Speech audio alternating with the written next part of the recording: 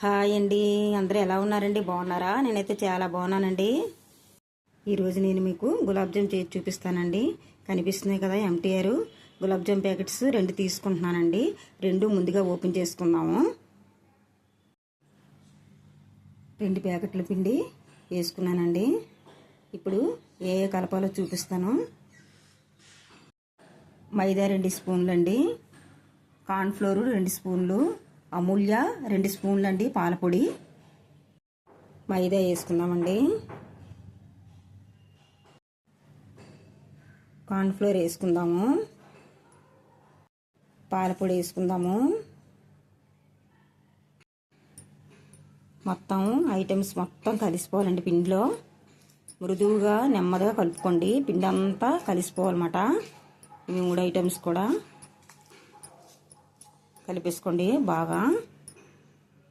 మైదా, cornflour, పాలపొడి కలపడం వల్ల గులాబ్ జాము పైన క్రిస్పీగా లోపల జ్యూసీగా వస్తాయండి. పాలండి, గోరువెచ్చని పాలు కొద్ది కొద్దిగా పిండిలో వేసుకొని స్మూత్గా కలిపేసుకోవాలి. మరీ గట్టిగా కలుపుకూడదు, ఇలా కలుపుకోవాలి.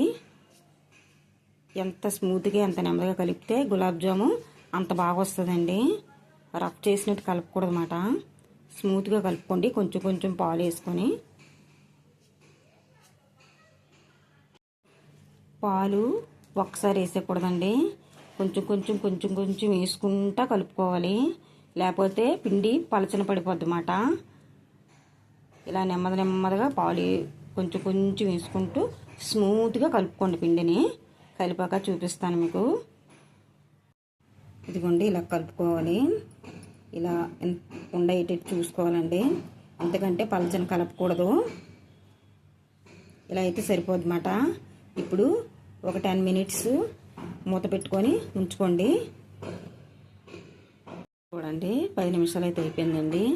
పిండి ఎంత సాఫ్ట్గా ఉందో చూసారా? ఇలాగే కలుపుకోవాలండి, ఎందుకంటే గట్టిగా మాత్రం అసలు కలపకూడదు, అలాగని పలచక కూడా చేయకూడదు అన్నమాట.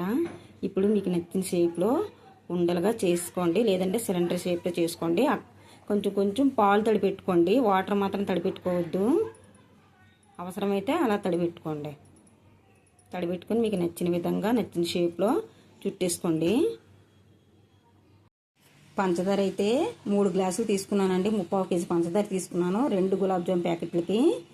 3 గ్లాసులు పంచదారకి గ్లాస్కి 2 గ్లాసులు చొప్పున 6 గ్లాసులు వాటర్ వేసుకుంటే సరిపోద్దండి. పోసుకుందాం వాటరు.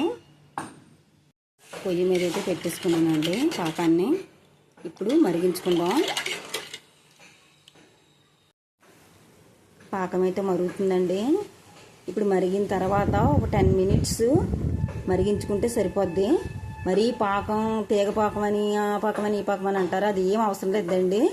పంచదార కరిగాక మీరు 10 మినిట్స్ మరిగించుకుంటే సరిపోద్దండి. పాకం అయితే మరిగిపోయిందండి. ఇప్పుడైతే 5-6 ఇలాచీలని పంచదార వేసుకొని కొంచెం మిక్సీ పట్టుకున్నాను, వేసుకుందామండి. పొయ్యి మీద కళాయి పెట్టుకున్నానండి, ఆయిల్ పోసుకున్నాను, హీట్ ఎక్కుతుంది. మొత్తం అన్నీ చుట్టేసుకున్నానండి. ఇలా మీకు ఏ షేప్ కావాలంటే ఆ షేప్లో మొత్తం అన్నీ చుట్టేసుకోండి. ఆయిల్ బాగా హీట్ ఎక్కాక మంటని మీడియం ఫ్లేమ్లో పెట్టుకున్న తర్వాత మనం చుట్టుకున్న ఉండలను వేసుకోవాలండి. అండి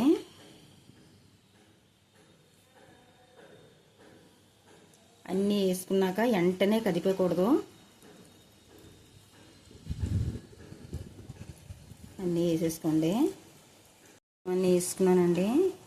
నెమ్మదిగా తిప్పుకోవాలి ఇలాగా. ఇలా అంటే వాటికి అయ్యే తిరగబడతాయండి. మీకు నచ్చిన కలర్లో తీసుకోండి.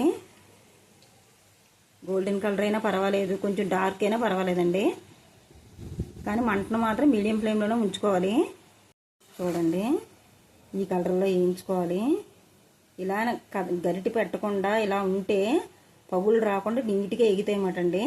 మంటను మాత్రం మీడియం ఫ్లేమ్లో పెట్టుకొని వేపుకోవాలి. తీసేసుకుందాం.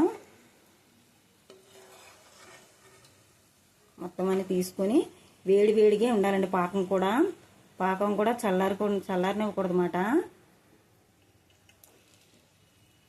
మొత్తం అన్నీ ఇలాగే వేపేసుకోండి. మొత్తం గులాబ్ జామ్స్ అన్నీ కంప్లీట్గా చేసానండి. పాకంలో వేసుకున్నాను. చూసారా ఎంత మృదువుగా ఎంత బాగా వచ్చాయో. అస్సలు పగుళ్ళు కూడా రాలేదండి, నీట్గా వచ్చాయి. నేను చెప్పిన టిప్స్తో మీరు చెయ్యండి. ఇలాగే చాలా టేస్ట్గా చాలా కమ్మగా ఉంటాయండి. చూసారా ఎంత బాగా వచ్చాయో. ఇలా చేస్తే సూపర్గా వస్తాయండి. నాదైతే కొత్త ఛానల్ అండి. నా ఛానల్ను సపోర్ట్ చేయండి. మీరు సపోర్ట్ చేసి నాకు ముందుకు తీసుకెళ్తా ఉంటే మంచి మంచి వీడియోస్ అన్నీ పెట్టగలుగుతానండి. మాలాంటి కొత్త వాళ్ళకి మీరే సపోర్ట్ చేసి ముందుకు తీసుకెళ్ళానండి. ఛానల్ను లైక్ చేయండి, షేర్ చేయండి, సబ్స్క్రైబ్ చేయండి please. Thank you so much అండి.